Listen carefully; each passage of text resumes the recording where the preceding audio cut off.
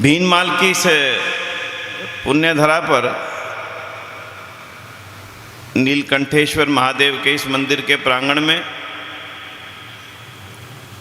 सनातन संस्कृति जागरण संघ के तत्वावधान में 3 दिन से चल रहे इस आयोजन के इस अवसर पर मंच पर उपस्थित पूज्य सन्यासी वृंद और जिनका आपने प्रेरक और क्रांतिकारी उद्बोधन अभी सुना, आदरणीय आचार्य अग्निव्रत नैष्टिक जी,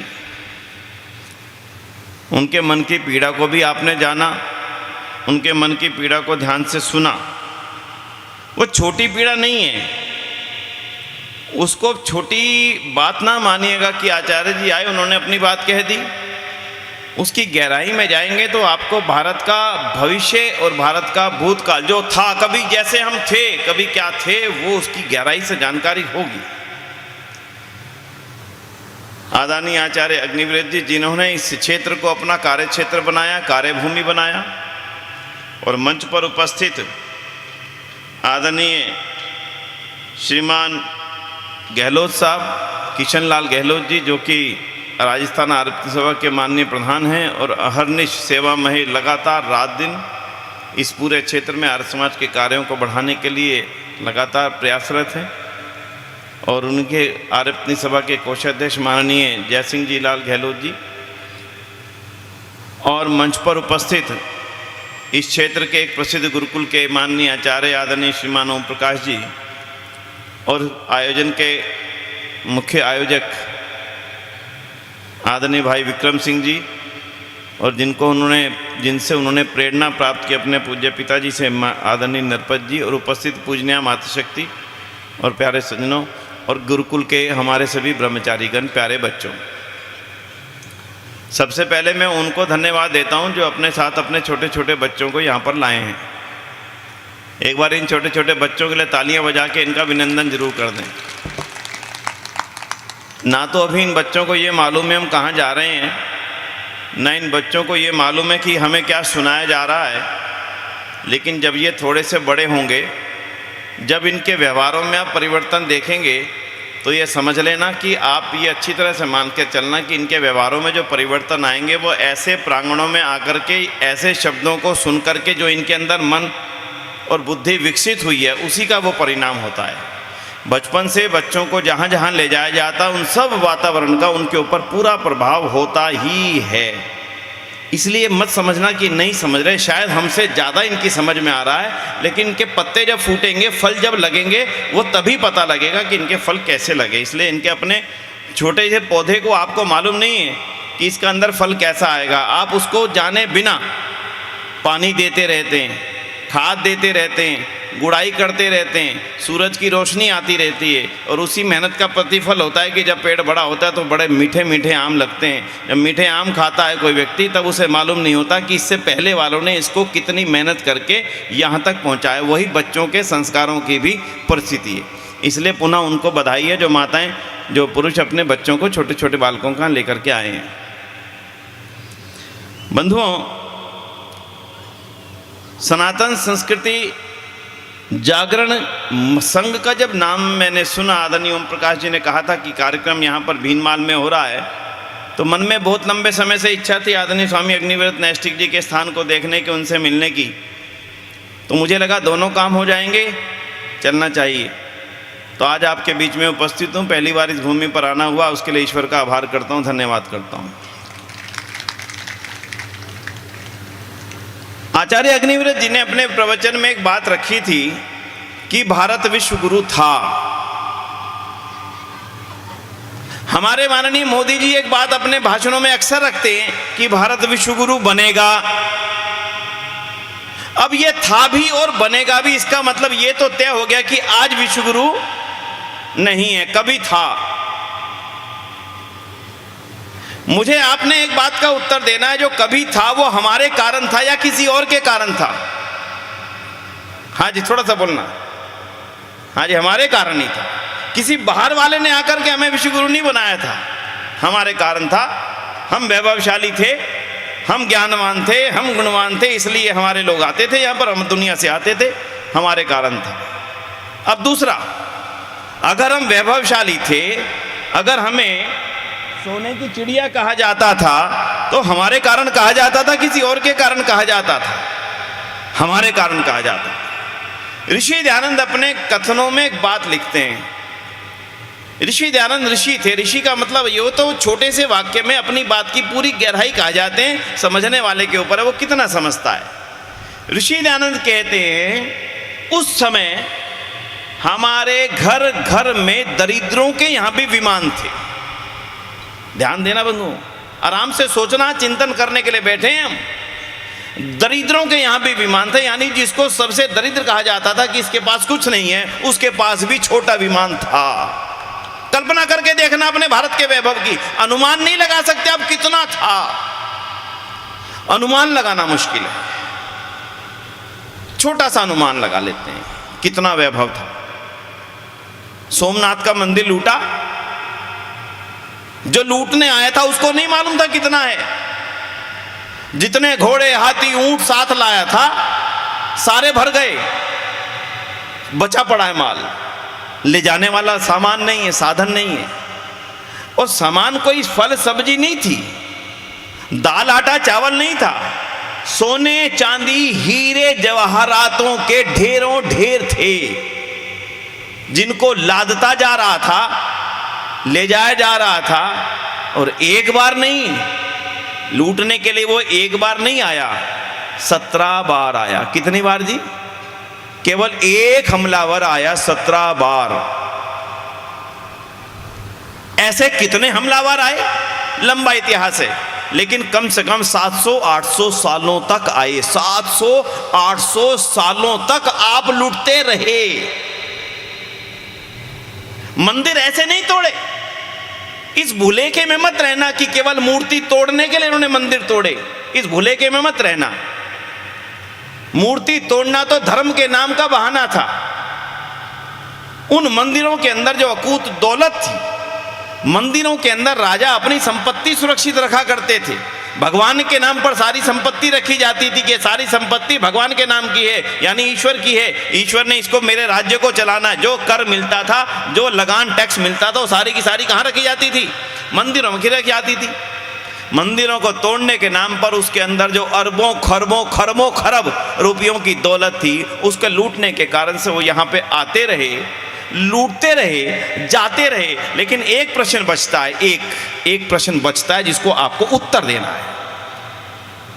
मैं लापरवाह हूं, आप यहां पर आज बैठे हैं, आपका घर पीछे से कोई लूट के ले जाए, एक बार तो आपको लगेगा कि मेरी लापरवाही थी, लूट करके ले गया। लेकिन अगली बार आप अपने घर को ऐसा खुला, ऐसी संपत्ति को आसानी से नहीं छोड़ेंगे कि फिर दोबारा से कोई आकर के लूट जाए।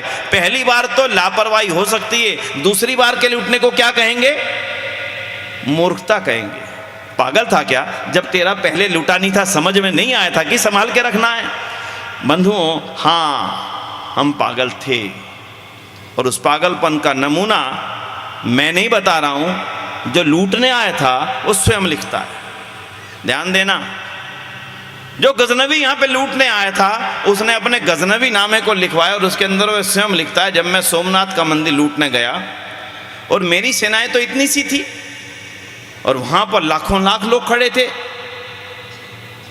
और जब मेरी सेना मंदिर को लूटने के लिए तैयारी कर रही थी तो वहाँ पर हजारों लोग, लाखों लोग जितने भी थे वो हाथ जोड़कर खड़े थे। ध्यान देना बंधुओं, हाथ जोड़कर खड़े थे और जोर जोर से नारे लगा रहे थे, हे बाबा सोमनाथ, अपनी भी रक्षा करो, हमारी भी रक्षा करो। हे बाबा सोमनाथ, अपनी भी रक्षा करो और हमारी भी रक्षा करो। अगर वो लोग मेरी सेना पर 4-4 पत्थर भी उठा करके फेंकने लगते, मेरी सेना के पांव उखड़ जाते, अगली बार मेरा वहां पर जाने की हिम्मत नहीं पड़ती।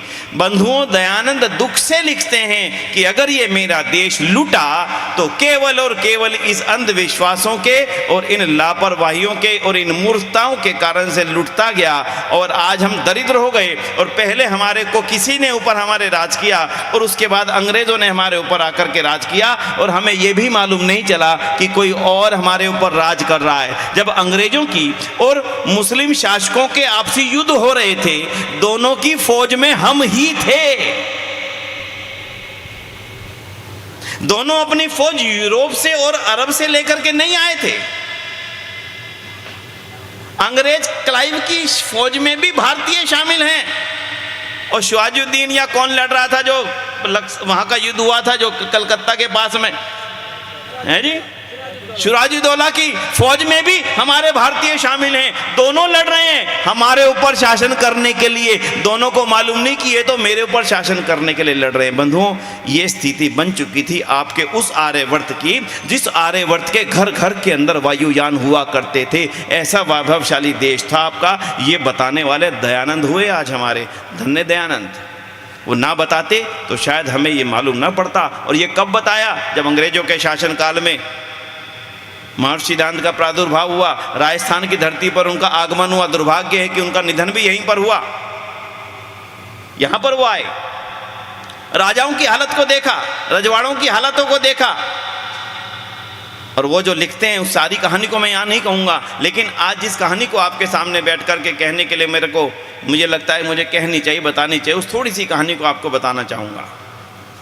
बंधुओं, दयानंद ये कहते हैं कि ये आर्यवर्त वो आर्यवर्त था जिसमें दुनिया के लोग ज्ञान और विज्ञान सीखने को आते थे, जिस ज्ञान और विज्ञान की चर्चा आदरणीय स्वामी अग्निवेश नष्टी जी कर रहे थे। कहते हैं, पूरी बात तो मैं नहीं जानता सत्य या असत्य, लेकिन एक बात आपने अभी स्वामी जी के मुंह से सुनी कि महाराज हनुमान जो थे वो सूर्य विद्या के ज्ञाता थे। सुनी कि नहीं? भी बोला था उन्होंने। और हम जब ज्ञान गुण सागर वो उनकी वो गाते हैं क्या, हनुमान चालीसा, तो उसमें बोलते हैं कि सूर्य राम वो हनुमान ने अपने किस में रख लिया था? मुख में रख लिया था। अब भाई सूर्य को तो मुख में नहीं रखा जा सकता, लेकिन इसके पीछे का एक तर्क है, क्यों इसको क्या कहा जाता है कि सूर्य को मुख में रख लिया था? वस्तुतः जो सूर्य विद्या है, जो सूर्य सिद्धांत है, उस सूर्य सिद्धांत के ज्ञाता ऋषि थे, ज्ञाता विद्वान थे वीर हनुमान। और उस ज्ञाता होने के कारण से, विद्वान होने के कारण से, क्योंकि उन्होंने सूर्य विद्या का पूर्ण ज्ञान प्राप्त कर लिया था और इस मुख से वो सूर्य विद्या को दुनिया को बताने में सक्षम थे, इसलिए कभी कभी लोग कह देते थे तुमने तो पूरे सूर्य को ही अपने मुख में धर लिया है। जैसे आज किसी को कोई कह दे भाई साहब आप तो इतिहास के बहुत बड़े ज्ञाता हो, और वो ये कहे भाई साहब आपने तो इतिहास को घोट घोट करके पी रखा है। अब बोलो इतिहास को घोट घोट करके पीने का क्या मतलब बना? यही मतलब हुआ ना कि आप इतिहास के ज्ञाता हो। वैसे ही हनुमान भी सूर्य विद्या के ज्ञाता थे। वायुयान थे उन दिनों में, रावण भी वायुयान पे आया था, हनुमान भी वायुयान पे बूटी लेने के लिए गए थे। और वापसी जब लंका से वापसी अयोध्या में जाना हुआ तब भी वायुयान में गए थे। कोई नई चीज नहीं थी इसमें। हाँ, हम गरीब हो गए, हम अज्ञानी हो गए, हम दरिद्र हो गए और हम गुलाम हो गए। तो बंधुओं, थोड़ी सी चीज़ें इतिहास की जानो और फिर आज के समय की चर्चा करनी पड़ेगी, क्योंकि ज़रूरत तो आज है कि आज के बाद हमने क्या बनना है।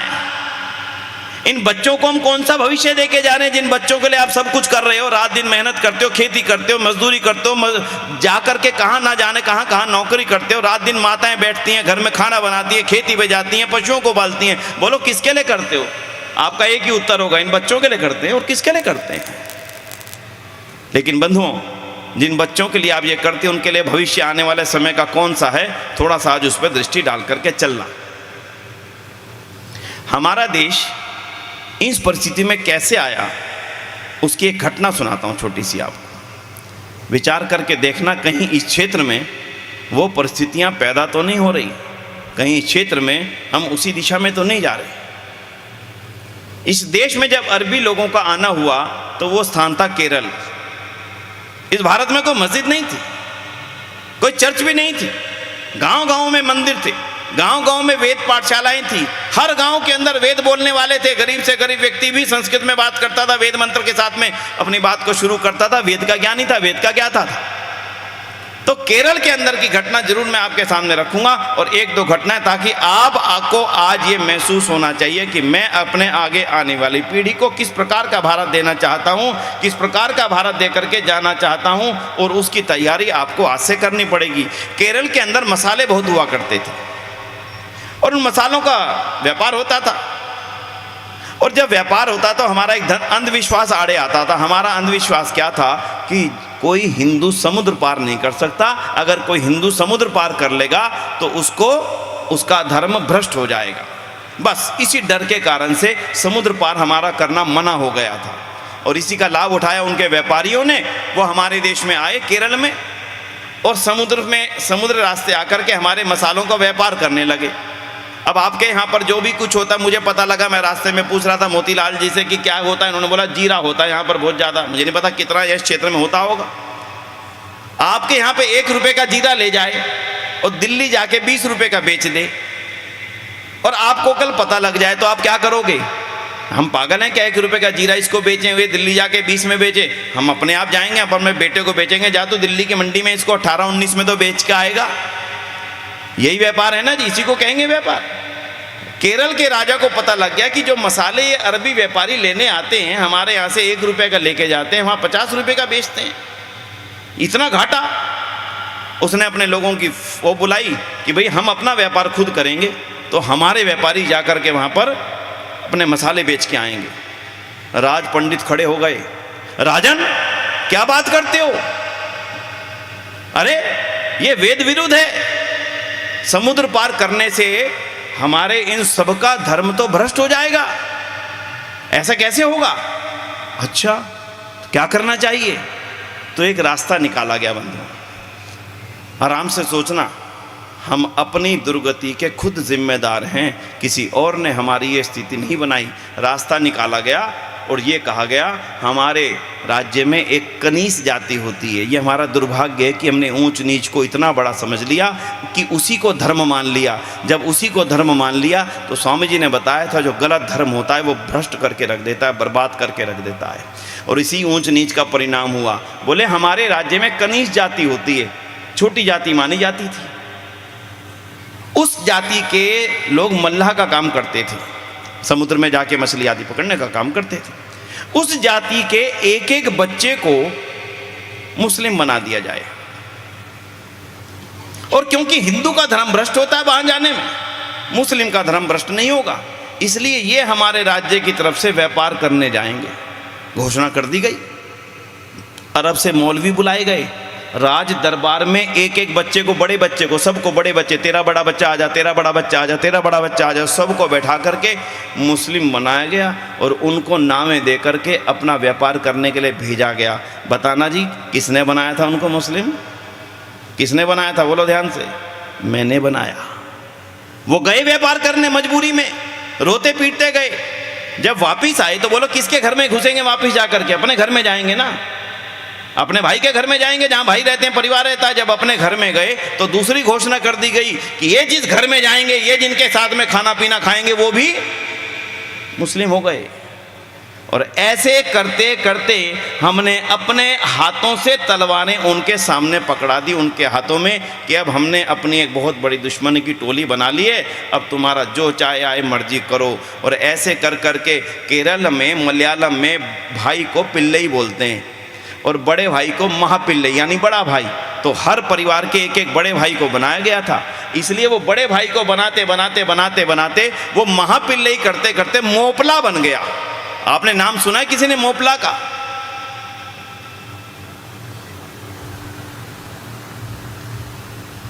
हमारे बीच में आदरणीय अतिथि महोदय उपस्थित हुए हैं, मैं उनका स्वागत करता हूं। एक बार करतल ध्वनि द्वारा आप उनका भी अभिनंदन करें। बहुत बहुत स्वागत महाराज जी का। आइए महाराज, स्थान लीजिए।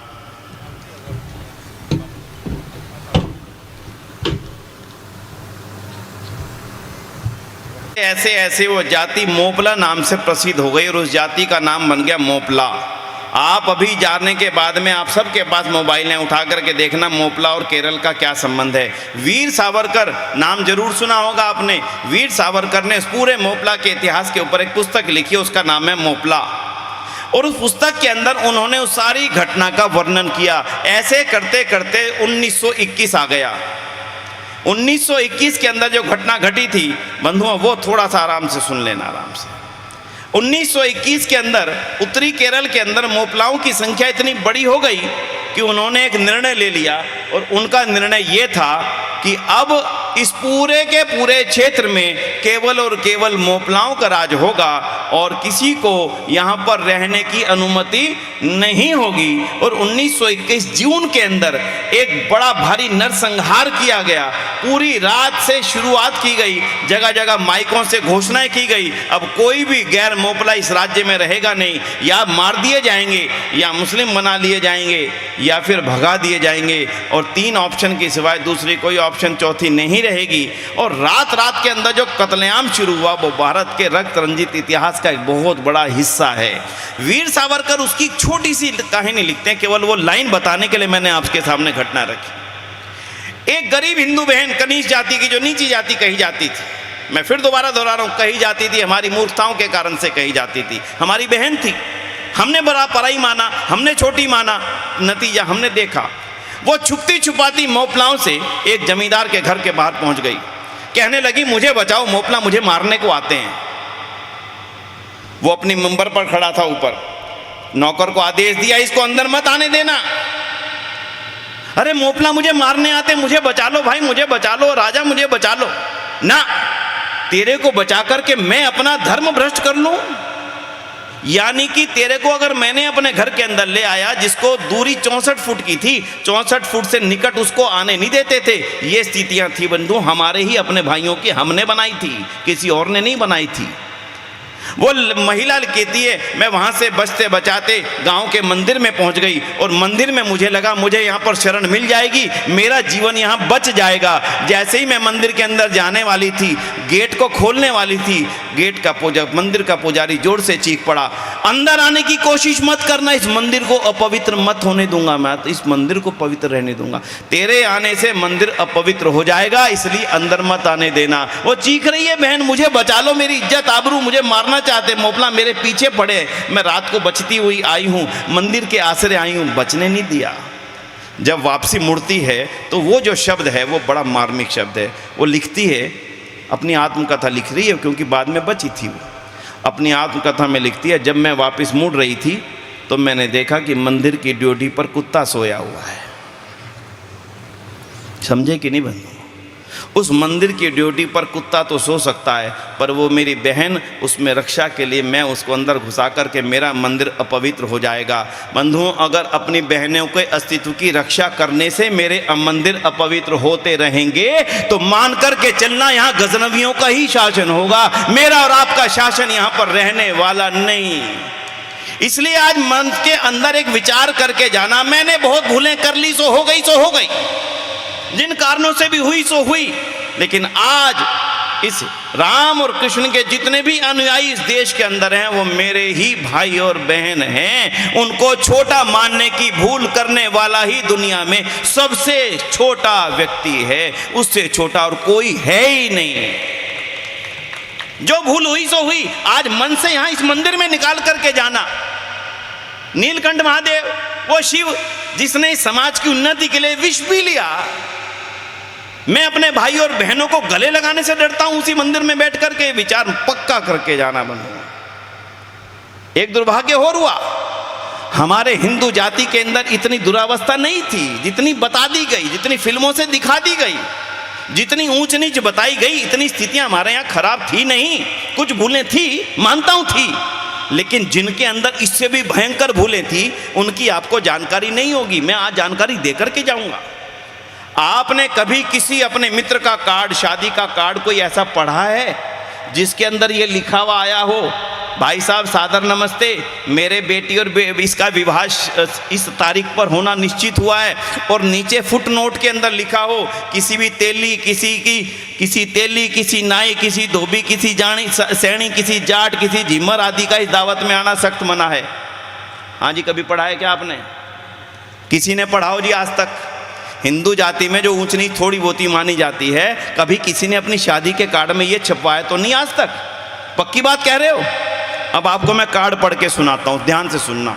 एक सुन्नी भाई की शादी थी, कार्ड मेरे पास रखा हुआ है, असली कार्ड है, असली शादी है। उस कार्ड के नीचे क्या लिखा है वो सुनना। इस शादी में किसी भी देवबंदी, वहाबी, शिया, अहले हदीस, जमात इस्लामी, बरेलवी, अहमदिया, सुलह कुल्ली आदि की दावत नहीं है। अगर ये कार्ड गलती से किसी को मिल जाए तो अपनी दावत कैंसिल समझे। आगे सुनना, और अगर ये किसी वक्त को बात बुरी लगे तो वो भी दावत में ना आए। आपने कभी सुना किसी हिंदू ने कभी ऐसे लिख करके प्रकट किया हो? हमारे यहाँ जितना जातिवाद था नहीं, उसको इतना बड़ा दिखाने के लिए अरबों रुपया खर्च किया गया ताकि हमारे दिमागों के अंदर ये ऊंच नीच की बात गहराई से भर दी जाए, और जिनके अंदर थी उनको ऐसा दिखाया गया कि ये तो एक थाली में खाते हैं। अगर वो एक थाली में खाते होते बंधुओं, तो उनके शमशान घाट अलग अलग नहीं होते। अभी घटना है थोड़े दिन पहले की, ज़्यादा दिन की नहीं है। किसी शिया की लाश को सुन्नियों के शमशान घाट में गाड़ दिया गया। 4 दिन बाद पता लगा ये तो उनकी है। 50 लोग आए, खोदी ना करके बाहर ला के रख दी और बैनर लगा दिया, जिनकी हो लेकर के जाएं, दोबारा यहाँ पर आओगे तो 202 को और गाड़ दिया जाएगा। ये बैनर की फोटो है मेरे पास। कल्पना करके देखना, जिनके यहाँ जातिवाद नहीं दिखाया जाता उनके यहाँ पे इतना है। और अब हमारे अंदर जो प्रेम बढ़ रहा है, इसको खोदने वाले घर घर में आएंगे ये बताने के लिए तो ऊंची जात का है, तो इसके साथ कैसे बैठे पानी पी रहा है। बंधुओं, जिन कारणों से हमारा देश गुलाम हुआ था, आज उन कारणों को यहाँ पर छोड़ करके जाना, वरना ये देश आपका रहने वाला नहीं, वरना ये देश आपका होने वाला नहीं। क्यों नहीं होने वाला? उसके 3 कारण आज गिन लीजिए, आराम से बैठ करके गिन लीजिए। देश उनका होता है जिनकी संतानें होती हैं। आज माफ करना, हिंदू जाति की संतानें होनी लगातार तेजी से कम होती चली जा रही हैं।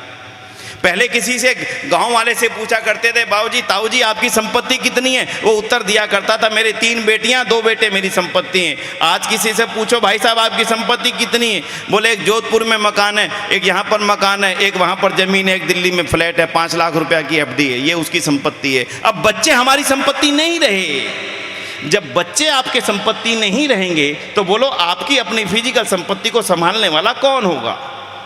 पहले तो 5 से 4, 4 से 3, 3 से 2, और अब 2 से 1, और अब 2 से 1 के बाद में और षड्यंत्र की बात सुन लीजिए। क्या आपके जाति के साथ षड्यंत्र हो रहा है? वो षड्यंत्र ये कहता है कि बच्चे पैदा करने की आवश्यकता नहीं, कुत्ते और बिल्ली पालिए, यही आपका साथ देंगे। ये मैं नहीं कह रहा बंधुओं, टीवी के ऊपर सीरियल दिखाए जा रहे हैं। अभी आप मोबाइल पर जैसे ही मेरा भाषण खत्म हो या कार्यक्रम खत्म हो, मोबाइल उठा लेना और उसके अंदर एक टाइप करना शब्द, जो रिकॉर्ड कर रहे हो ना, रिकॉर्ड करके टाइप करवाना लोगों से। वो शब्द है no child policy, child free India. वहाँ पर एक लड़का लड़की खड़े हैं, वो बोल रहे हैं मैंने तय किया है हम शादी करेंगे, पर हमें कोई बच्चे की आवश्यकता नहीं है, हम ऐसी ज़िंदगी बिताएंगे। ये बोल नहीं रहे, बुलवाया जा रहा है ताकि हमारी अगली पीढ़ी को निपुता किया जा सके और आपकी आज अरबों खरबों की दौलत को दूसरे लोग जिनको पैदा कर रहे हैं उनके हवाले करने की तैयारी की जा सके। आपकी संतान को, आपके इस देश को आपसे निपुता करने की तैयारी है। अगर आप उस बहकावे में आ गए किसी कीमत पर भी, ये देश आपका होने वाला नहीं, ये देश आपका रहने वाला नहीं। एक आराम से बात सोच करके देखना, जब मेरे और आपके बच्चे नहीं होंगे, बोलो आर्मी में कौन जाएगा? किनके जाएंगे? आराम से बोलो, उत्तर दो। किनके जाएंगे? किनके जाएंगे? जिनके होंगे उनके जाएंगे, आपके नहीं जाएंगे। बोलो पुलिस में ऑफिसर कौन बनेगा? उदयपुर की घटना भूल जाएं क्या? कहो तो भूल जाएं, मैं नहीं याद दिलाना चाहता, लेकिन भूल जाएं क्या? अगर आपके बच्चे नहीं होंगे तो पुलिस में कौन जाएगा?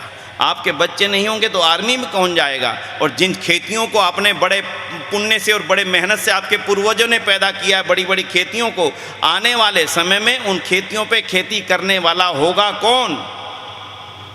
क्या आपने कभी विचार किया? नहीं भाई साहब, शेर का बच्चा एक ही अच्छा।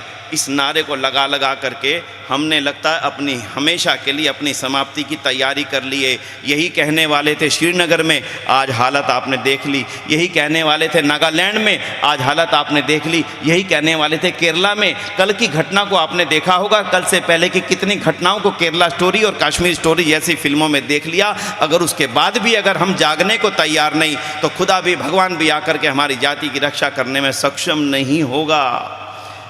इसलिए बंधुओं, मेरा दूसरा निवेदन, पहला निवेदन सुन लीजिए।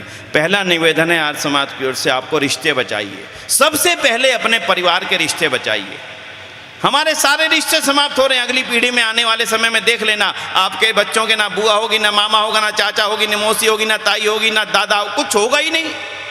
किसके सहारे जिएगा? आने वाले समय में भाई के बहन भी नहीं होगी, बहन के भाई भी नहीं होगा, अकेला है, चाहे बहन है चाहे भाई है, एक ही है।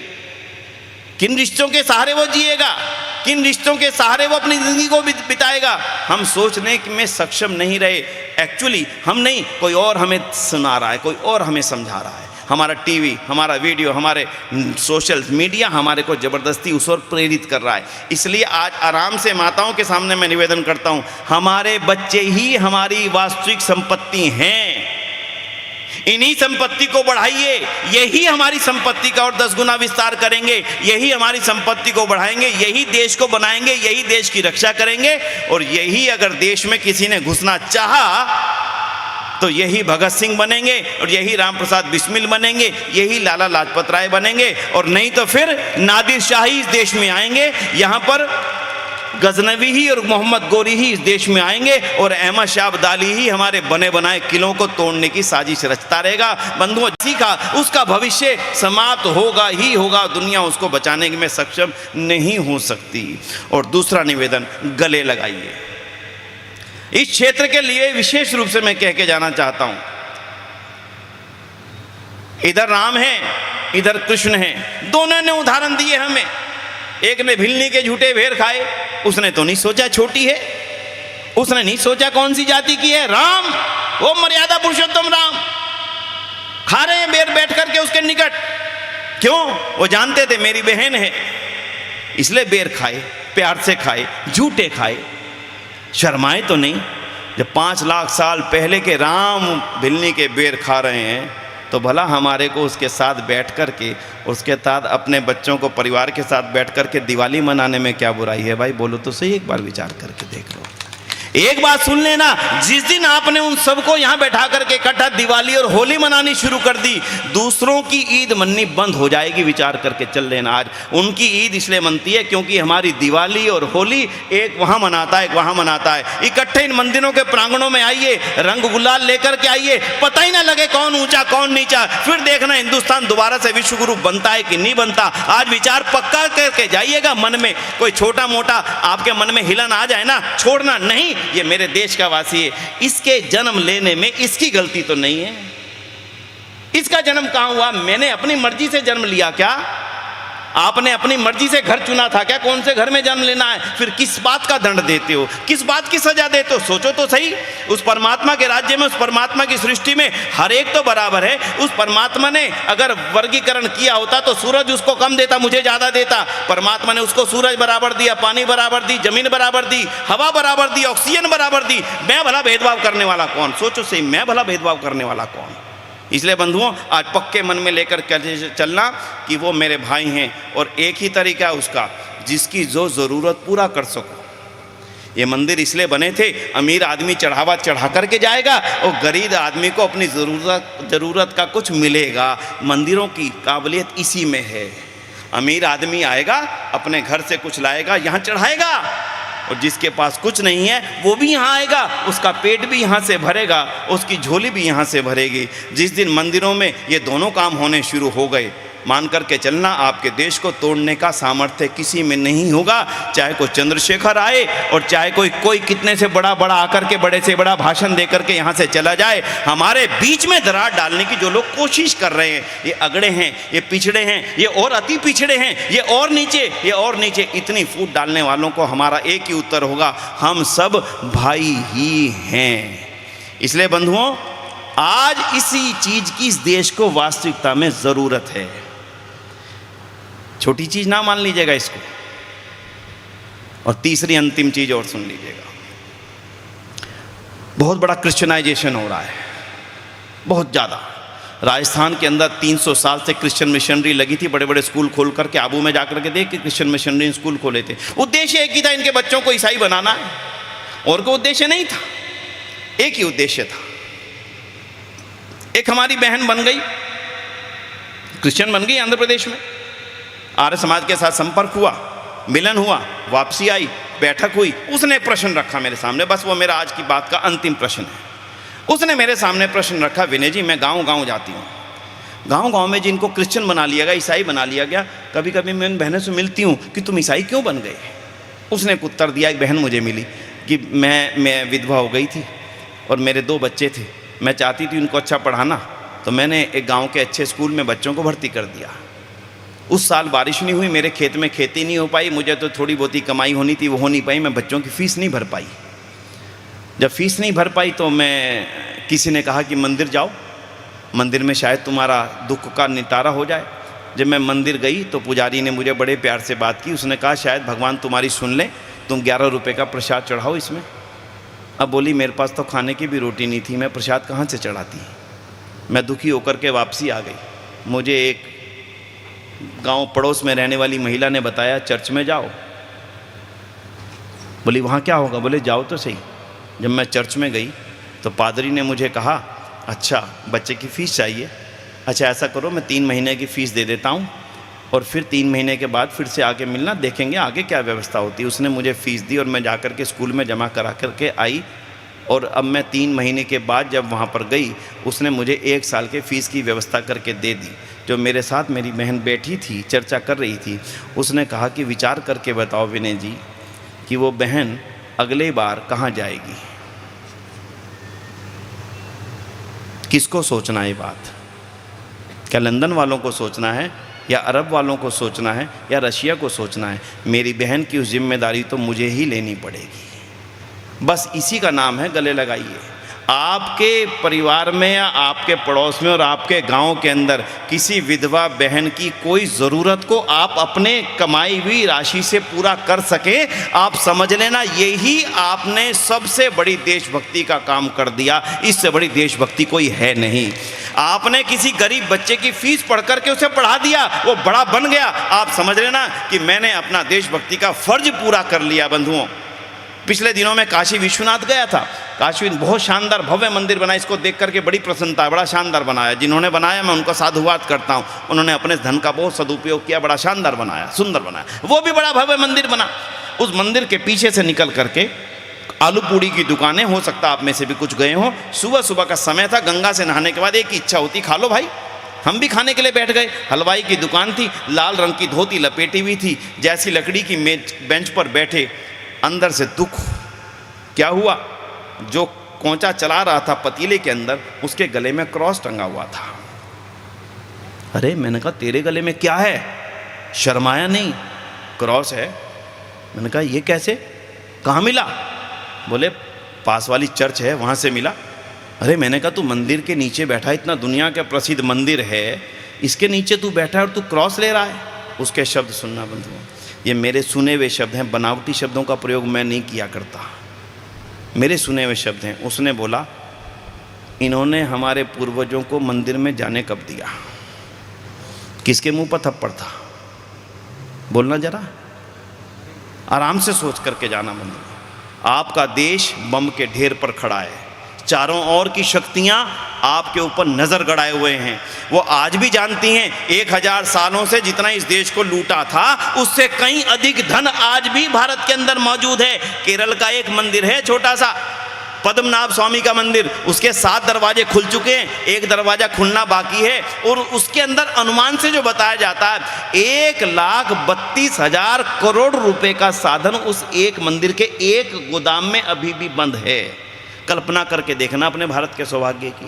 इसलिए गलत फहमियों को आज से दूर करिए, अपने परिवार को मजबूत करिए। मेरे परिवार के अंदर सारे रिश्ते बचने चाहिए। पहले घर थे छोटे, बच्चे थे इतने, अब घर इतने बड़े हो गए, रहने वाला कोई नहीं। जो 2 हैं उनमें भी एक को लंदन भेज रहे हैं, एक को अमेरिका भेज रहे हैं, और गांव की चौपाल पर बैठे बड़े खुश होकर के कहते हैं मेरा पोता अमेरिका चला गया। अरे तेरा पोता तो अमेरिका चलेगा, तेरी इस कोठी को संभालने वाला कौन आएगा? जिसके इतने होंगे वो आएगा, तेरे को मजबूरी में देनी पड़ेगी। सोच कर देखना। इसलिए दोबारा से 3 निवेदन करता हूं, अपनी संतानों को मजबूत कीजिए, यही देश की रक्षा है। अपने पड़ोसियों को और अपने गांव के अंदर कोई छोटा ऊंचा बड़ा ना रह जाए, जिसकी जितनी सहायता कर सको। होली पे उसके घर जाना, दिवाली आने वाली है ना, अपने घर के साथ मत मनाना, उस बहन को बुलाना, उस परिवार को बुलाना, आओ मिलकर के दिवाली मनाते हैं। क्या है दिवाली मनाने में? एक अच्छा सा मिठाई का डिब्बा लीजिए, कुछ पटाखे लीजिए, जो अपने बच्चों के लिए लीजिए वो थोड़े से उसके बच्चों के लिए भी लीजिए, और खुद जाकर के दे के आना कि बहन तूने भी दिवाली मनानी है, देखो तो सही उसके और अंदर आपके जो प्रेम का संबंध बनेगा वो आपकी ढाल होगी। वही हिंदू जाति की बाजुएं हैं, उन बाजुओं को काटने का अपने आप काम मत करें। अगर वो बाजू कट गए तो निहत्था सिपाही कभी किसी दौड़ में, कभी किसी फौज में काम नहीं कर सकता बंधुओं। इसलिए और अधिक क्या कहूँ, आप सब मेरे से बहुत अधिक जानकार हैं, मेरे से बहुत अधिक समझदार हैं। अपने क्षेत्र की ज़रूरतों को पूरा करेंगे, हिंदू रहेगा, हिंदू जाति की मजबूती रहेगी तो ही देश आपका रहेगा। अन्यथा तो पैलेस्तीन और इजराइल के बीच में जो युद्ध चल रहा है ना, वो भारत के भविष्य की एक छोटी सी लघु झांकी ही है। आपके आसपास पैलेस्तीन पल रहे हैं, दिल्ली के आसपास, राजस्थान में भी कई जगह पर, अनेक जगह पर पैलेस्तीन बन रहे हैं। मुझे मालूम नहीं है, आंखें मूंदने से कभी समस्याएं ख़त्म नहीं हुआ करती हैं। इसलिए अपने आप को इजराइल के रूप में मजबूत बना लो, पैलेस्तीन से अपने आप छुटकारा मिल जाएगा। एक ही तरीका है। इसलिए सरकारों के भरोसे बहुत ज़्यादा मत रहना। सरकारें आती जाती रहेंगी, सरकारों का मुख्य काम अपना राज्य करना है, लेकिन इस राज्य को अपना बना करके रखने का काम आपका ही है। ये छोटे छोटे बच्चे बैठे ना, ये बच्चा इधर आएगा, बेटे आगे आइयो, वो बच्चा बेटा आजा, हाँ जी इधर आजा। भाई मैं तो इस बच्चे को जानता नहीं हूँ, क्या नाम है बेटा तेरा, हैं, इधर आ, इधर आजा। ये देखो भाई मैं, ये आजा आजा, वैसे आजा, वैसे आजा, इधर आजा। ये बच्चा है, नाम लोकेश। मैं इससे एक प्रश्न पूछूंगा, उत्तर यही देगा, आप मत देना। बेटा जंगल का राजा कौन होता है? ये देखो कितनी देर में उत्तर दिया है। जंगल का राजा कौन होता है जी? बताना जी, माइक पे जोर से बोल, माइक चल नहीं रहा अभी। जंगल का राजा शेर होता है, ये बच्चा कह रहा है। कोई बात नहीं, सुन गया, बोल दे। शेर। शेर होता है। भाई जो इसके माता पिता यहाँ पर आज बैठे हैं ना, वो घर पे जाकर के इसे प्यार से समझाना, जंगल का राजा कभी शेर होता था। अब लोकतंत्र है, अब राजतंत्र नहीं है। अब जंगल का राजा शेर नहीं हो सकता। शेर जंगल का राजा तभी हो सकता है जब शेर के वोट ज़्यादा हों। अगर इस जंगल के अंदर गीदड़ों के वोट ज़्यादा होंगे तो जंगल का राजा गीदड़ ही बनेगा।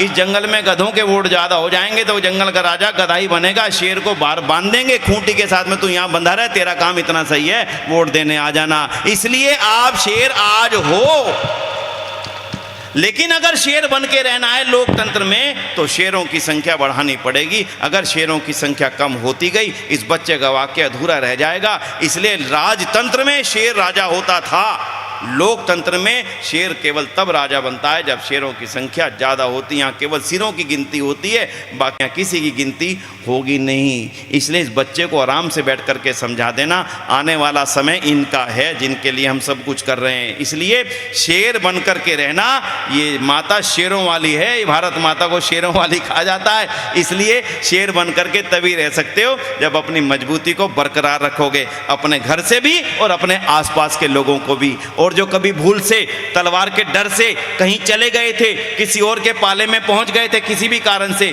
प्रेम से, प्यार से निपटा के, फुला के वापिस ला करके इसी पंडाल में बैठा करके यज्ञ करवा देना, जनेऊ पहना देना, फिर तो इस देश की मजबूती का कोई कारण और होगा ही नहीं। इन्हीं शब्दों के साथ में बंधुओं, आप सभी का बहुत बहुत आभार करता हूँ, बहुत बहुत धन्यवाद करता हूँ। आप इतनी भरी गर्मी में यहाँ पर आप सब लोग पधारे हैं और पधार करके आपने इन सभी बातों को ध्यानपूर्वक सुना है। और मैं ये भी निवेदन कर दूं आपसे कि अगर आप इन बातों को और जानना चाहें तो 3 पुस्तकें जरूर पढ़ लेना। और 3 पुस्तकों के नाम मैं बोल रहा हूँ, याद ना हो तो भाई जो मोबाइल में याद करना चाहे ना कर लेना। पहली पुस्तक का नाम है मोपला, जरूर पढ़ना। बड़ी बड़ी धार्मिक पुस्तकें आपके काम आ पाए ना आ पाए, लेकिन ये पुस्तक आपको जगाने का काम कर देगी। उसका नाम है मोपला, वीर सावरकर की लिखी हुई पुस्तक है मोपला। आराम से सुन लो, दोबारा बोलता हूँ, मोपला, MOPLA। अभी ऑर्डर कर दोगे अमेज़न पर, अभी आ जाएगी। अमेज़न पर ऑर्डर करिए, कोई ज़्यादा नहीं है, सारी 4 पुस्तकें मिला के 150-200 रुपये की होंगी, कोई 5-10 हज़ार की पुस्तकें नहीं है। और दूसरा यहाँ नाम है युग धर्म। युग धर्म पुस्तक एक छोटी सी पुस्तक है, केवल 100 पन्नों की, लेकिन वो आपको ये एहसास दिला देगी कि मैं क्या हूँ और मुझे अब क्या करना है। और तीसरी पुस्तक का नाम है हिंदू संगठन, स्वामी श्रद्धानंद जी महाराज की लिखी हुई वो पुस्तक है। हर हिंदू को पढ़नी चाहिए। ताकि वो अपने इस देश को मजबूती से अपना बना करके रख सके। तो इसलिए 3 पुस्तकों को मैं यहाँ पे आपसे निवेदन करूँगा। कार्यक्रम ख़त्म होने पे ही हमारे जो संयोजक महोदय, अगर इनको आप लिखवा देंगे ना तो ये सबके लिए मंगा करके आपको दे देंगे। ज़रूर पढ़िए, अपने बच्चों को पढ़ाइए, ताकि ये देश मेरा बना रहे, ताकि ये देश हमेशा मजबूत बना रहे। और जिस विश्व गुरु की बात कभी ऋषिदान करते हैं, वो विश्व गुरु देश मेरा दोबारा से बन सके। दोबारा बोलता हूँ, मोपला, हिंदू संगठन और युग धर्म, ये 3 पुस्तकें जरूर मंगा करके पढ़िएगा। यहाँ पर पुस्तकों का स्टॉल लगा हुआ है। यहाँ से आप क्या लेके जाएं प्रसाद? भोजन तो सामान्य प्रसाद है, असली प्रसाद पुस्तकें हैं। कोई ना कोई पुस्तक, अच्छी पुस्तक, वीर बालक की पुस्तक, किसी महान विद्वान की पुस्तक, कोई ऋषि ध्यान की पुस्तक, स्वामी ध्यान के साहित्य, जितना भी है, कुछ ना कुछ पुस्तक अपने घर में लेकर के जाना, ताकि आपके बच्चे आपके इस रास्ते पे चले। इन्हीं शब्दों के साथ में आप सभी का आभार। ओम शांति, ओम शम। धन्यवाद।